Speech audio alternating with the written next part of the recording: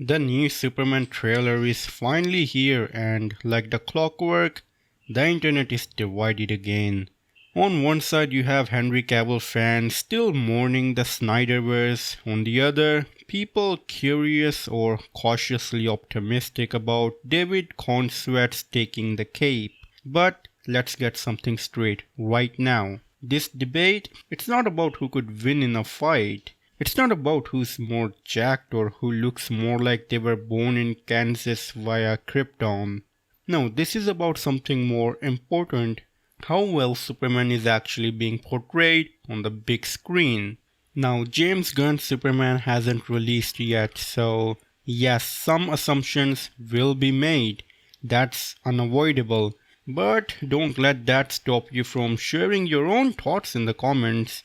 Let's have a real conversation about the legacy, the expectations, and what the future might hold. For starters, I'll be honest, I like Zack Snyder. I really do.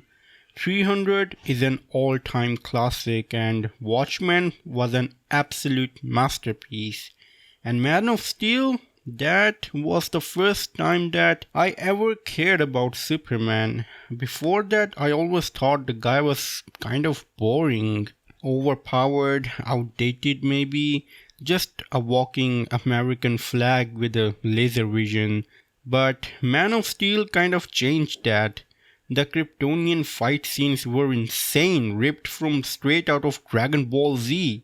The visuals were stunning, realistic, the emotional tone was really grounded, and for once, Superman felt real.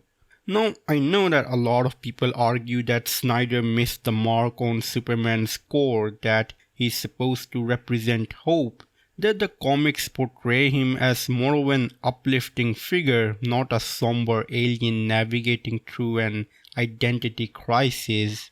And yeah, I wholly agree with that. Snyder's Superman didn't quite capture the hopeful essence the character is known for. But that doesn't make Man of Steel a bad movie. It's still a damn good one, even if it stumbles in places like Jonathan Kent telling Clark to hide his powers even if it means people can get into serious trouble. That didn't sit right with me. I always wish that he had taken the opposite route, like how Uncle Ben inspires Peter Parker to do the right thing, no matter the cost. That's what Superman's foundation should have been built on. And as much as I liked Man of Steel, things started to fall apart after that. In Batman vs Superman, Clark barely gets any screen time. And I get it, he's already had his solo movie and Snyder needed to reintroduce Batman, give him motivation and set the stage for their conflict. But it didn't stop there. Wonder Woman shows up, then the movie teases Flash, Aquaman, Cyborg, all in the same runtime. Superman gets pushed to the side in his own sequel. And then comes Justice League. And I'm here ignoring Joss Whedon's version straight up because, well, yeah.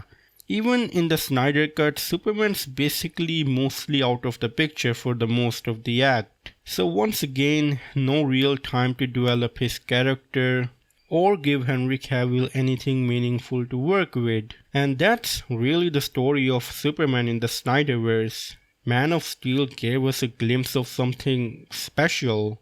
But after that, he kind of just disappears into the background. He sidelined his own major film that followed.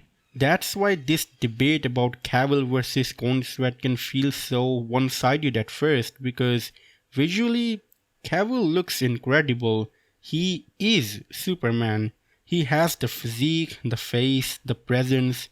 If you put a photo of him and Corenswet side by side, yeah, Cavill looks like the obvious choice. He feels like he was born to play the role.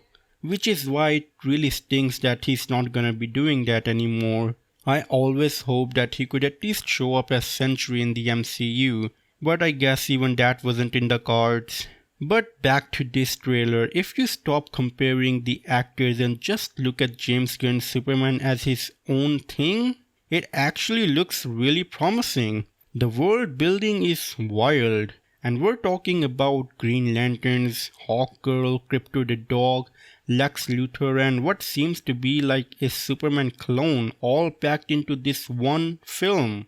It looks like a fully realized DC universe right from the start. From what I've seen in the trailer, this movie could have been an absolute blast, but I won't lie, it also makes me a little nervous. It's giving me Spider-Man 3 flashbacks if you know too many villains, too many subplots, and not enough focus on the main character. James Gunn's Superman feels like it's walking a tightrope.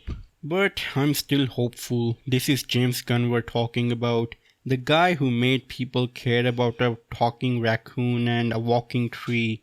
The guy who resurrected a DC team that I cannot name on YouTube for obvious reasons. So even though I see some red flags, I'm choosing to wear my rose-tinted glasses.